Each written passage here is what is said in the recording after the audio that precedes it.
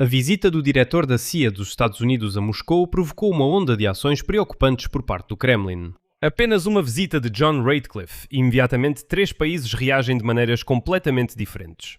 Vladimir Putin assina 3 decretos secretos, nos quais pode ser mencionada até mesmo uma mobilização no outono. O ditador bielorrusso Alexander Lukashenko anunciou hoje, de forma inesperada, uma verificação repentina da prontidão de combate das tropas. E na própria Rússia, o FSB e a Guarda Nacional estão realizando exercícios para repelir uma invasão na região de Leningrado. Na verdade, essas estruturas estão sendo usadas por Vladimir Putin para a guerra. Enquanto isso, Donald Trump, o presidente americano, ao comentar tudo isso, chama a visita do seu diretor da CIA a Moscou de rotineira, mas acrescenta que talvez algo possa sair disso. Diz que nada sério foi discutido, mas talvez algo possa sair disso. Então fica a pergunta: por que foi necessário enviar um enorme avião militar para Moscou se nada sério foi discutido? Vamos analisar em detalhes o que exatamente aconteceu e quais versões dos acontecimentos estão sendo discutidas por analistas de ambos os lados, nos Estados Unidos e na Rússia. Já que o Kremlin já declarou que Vladimir Putin supostamente não se encontrou ontem com o diretor da CIA, mas por algum motivo cancelou todos os seus compromissos do dia. Meu nome é Oleg Alexeipete. Vamos discutir esse assunto juntos. Mas antes de começarmos, peço que você se inscreva no canal, deixe um like no vídeo e escreva qualquer comentário seu.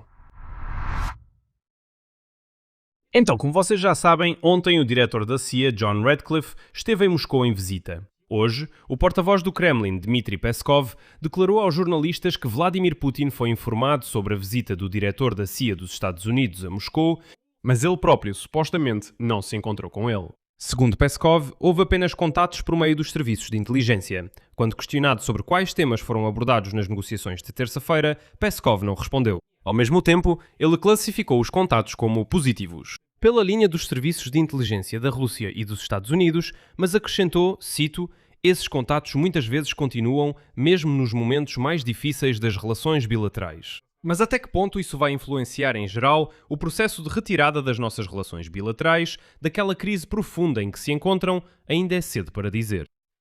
Separadamente, Peskov destacou que contatos entre o Kremlin e representantes da administração do presidente dos Estados Unidos ainda não estão planejados. Citação. Eu repito mais uma vez, Ratcliffe não teve nenhum contacto com o Kremlin. Sobre outros órgãos, não posso comentar. Pelo lado do Kremlin, nenhum contato está planejado até o momento. Destaco que a viagem do diretor da Agência Central de Inteligência dos Estados Unidos, Ratcliffe, foi a primeira visita conhecida de um chefe da inteligência americana à capital russa desde então, desde que o antecessor de Ratcliffe, William Burns, realizou negociações com Putin em novembro de 2021. Mas até mesmo os jornalistas do pool de imprensa do Kremlin ontem afirmaram que Vladimir Putin cancelou uma série de eventos para o dia, quando o diretor da CIA pousou em Moscou. Mas Peskov diz que nada, Putin não se encontrou com ele. Donald Trump também tentou diminuir o clima de expectativa hoje. Respondendo à pergunta de um jornalista sobre se o diretor da CIA, Ratcliffe, foi a Moscou para discutir uma possível guerra entre a Rússia e a OTAN, ou as sanções dos Estados Unidos contra o Irã, Trump declarou que a viagem não tinha relação com nenhum desses assuntos. A seguir, sua citação. Nada do que foi mencionado acima. Eu não gosto de decepcionar as pessoas, mas ele esteve lá, eu diria, por razões bastante rotineiras. Mas depois Trump acrescentou que, ainda assim, espera que algo do que Ratcliffe discutiu em Moscou possa realmente ajudar a acabar com a guerra da Rússia contra a Ucrânia. E, como de costume, Trump acrescentou que, se ele fosse o presidente, a guerra da Rússia contra a Ucrânia, é claro, não teria acontecido. Mas, na prática, e não apenas nas declarações, estão acontecendo eventos que indicam o contrário. Algo claramente está acontecendo, e não é nada rotineiro. O ditador de Belarus, Alexander Lukashenko, ordenou uma inspeção surpresa da prontidão de combate das Forças Armadas do país durante a visita de Ratcliffe a Moscou. O secretário de Estado do Conselho de Segurança da República de Belarus, Alexander Volfovich, informou que, como parte da inspeção, uma das brigadas deixará seu local de destacamento permanente e realizará uma série de tarefas.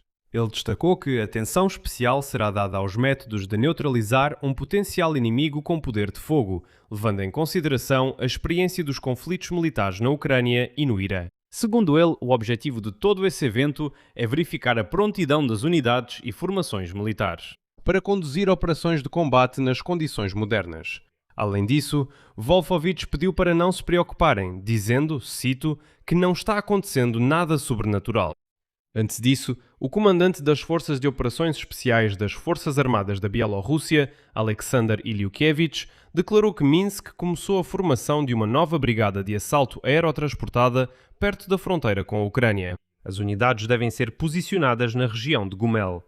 Mas, e este também afirmou que, vejam só, nada de assustador ou sobrenatural está acontecendo. O contexto dessa verificação de prontidão de combate se torna realmente preocupante se lembrarmos de uma reportagem anterior do Wall Street Journal, na qual foi dito que Vladimir Putin começou a exigir de Alexander Lukashenko a abertura de uma nova frente na Ucrânia.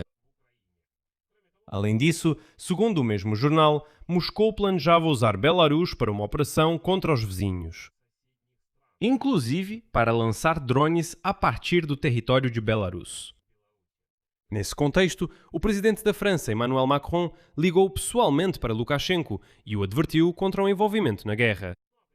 E o presidente da Ucrânia, Volodymyr Zelensky, chamou a atenção para a construção de infraestrutura militar pela Belarus ao longo da fronteira ucraniana, que pode ser usada para a agressão contra Kiev. Paralelamente à inspeção na Bielorrússia, exercícios militares também estão ocorrendo no próprio território da Rússia, perto da fronteira com a Finlândia e a Estónia. Na região de Leningrado foram realizados exercícios das forças de segurança chamados Sodruzestvo 2026, para impedir uma possível invasão ao território da Rússia. Neles participaram unidades do Distrito Noroeste da Guarda Nacional Russa e funcionários da Administração Regional de Fronteira do Serviço Federal de Segurança. As unidades treinaram a busca, a perseguição e a detenção de membros de um grupo simulado de sabotagem e reconhecimento, que haviam cruzado a fronteira estatal, inclusive treinaram o bloqueio de áreas e rotas de movimentação deles. E em um dos vídeos apresentados pela Guarda Nacional Russa, os agentes chegam de carro até um ônibus, quebram uma janela e entram no veículo. Depois retiram de lá os detidos com uma pistola apontada para a cabeça deles. Em outro vídeo, esses mesmos agentes russos disparam morteiros contra alvos que simulam posições de um inimigo hipotético. E o contexto desses exercícios também foi se acumulando por meses. Aqui, o Kremlin está pensando no longo prazo. Ainda em maio, o chefe do Serviço de Fronteira do FSB, Vladimir Kuleshov, acusou a Finlândia e a Estónia de violarem os acordos de fronteira com a Rússia, afirmando um aumento nas ações provocativas por parte deles. Segundo ele, a Finlândia está instalando barreiras de engenharia em locais não previstos nos acordos, enquanto a Estónia está se afastando dos entendimentos sobre a delimitação dos espaços aquáticos. Kuleshov afirmou que essas iniciativas criam condições para situações de conflito e obrigam a Rússia a se preparar para diferentes cenários de desenvolvimento dos acontecimentos. No final de junho, as autoridades da região de Murmansk, que faz fronteira com a Finlândia e a Noruega, relataram atividades de grupos estrangeiros de sabotagem e reconhecimento. Naquela ocasião, foram instalados postos de controle nas estradas da região e foi implementada uma inspeção total de caminhões com o uso de cães farejadores. E a partir de 1º de julho, a Rússia fechou as passagens ferroviárias de fronteira com a Finlândia, Letônia e Estônia. As razões para essa decisão não foram especificadas. Ou seja, o Kremlin está sistematicamente criando a imagem de que a OTAN estaria prestes a atacar. E nesse contexto surge uma pergunta lógica. Por que o diretor da CIA, John Ratcliffe, veio a Moscou? Vários especialistas hoje concordam que o diretor da CIA transmitiu ao Kremlin certos sinais e advertências sobre os riscos de escalada da guerra e possíveis cenários de escalada por parte da Rússia. Uma visita semelhante foi feita em novembro de 2021 pelo antecessor de Ratcliffe, William Burns, e naquela época o chefe da CIA foi secretamente a Moscou para advertir Vladimir Putin contra invadir a Ucrânia. Mais tarde, Burns também se encontrou com o chefe da inteligência externa da Rússia, Sergei Naryshkin, na Turquia, no cato final de 2022. para transmitir detalhes sobre a inadmissibilidade do uso de armas nucleares táticas. Esse foi o período em que os russos fugiam como ratos das regiões de Kherson e Kharkiv, quando as forças armadas da Ucrânia expulsavam esse lixo da sagrada terra ucraniana. E então Putin ficou confuso, declarou mobilização e ameaçou com armas nucleares. Mas, considerando o estado atual das negociações para encerrar as hostilidades entre Irã e Estados Unidos, além do fato de que a Rússia, de uma forma ou de outra, junto com a China, são os parceiros de recursos mais significativos do Irã. Eu também não descartaria a questão de que foi discutida a possibilidade de que a Rússia e a China possam ser potenciais mediadores em alguns assuntos. Mas, ainda assim, a versão mais convincente parece ser a que foi apresentada pelo Wall Street Journal, sobre informações de inteligência a respeito da preparação de uma mobilização em massa na Rússia e possíveis provocações contra os países do flanco leste da OTAN. Não se trata apenas de mobilização. A própria mobilização por si só não é algo que vá preocupar muito a Casa Branca. Não. Mas a mobilização é um pré-requisito para a escalada, e isso já preocupa a Casa Branca. A mobilização pode ser usada para aumentar as forças no Donbass, ou para liberar reservas para um ataque aos países bálticos. De qualquer forma, é uma tentativa de quebrar o equilíbrio e forçar o Ocidente a aumentar as apostas ou a desistir do apoio à Ucrânia. E a Rússia pode usar recursos de mobilização para atacar ou realizar uma provocação híbrida contra os países bálticos, Polónia ou Finlândia. E aqui está uma tentativa de agitar o cenário na Bielorrússia e em Leningrado, na região de Leningrado. Resultado: a posição oficial tanto de Moscou quanto de Washington é a mais pragmática possível. Dizem que foi apenas um contato rotineiro dos serviços secretos e que não houve encontros com Putin. O tema das negociações não é divulgado, mas dizem para não se preocupar. O diretor da CIA vem a Moscou em um avião militar só para conversar, nada além disso.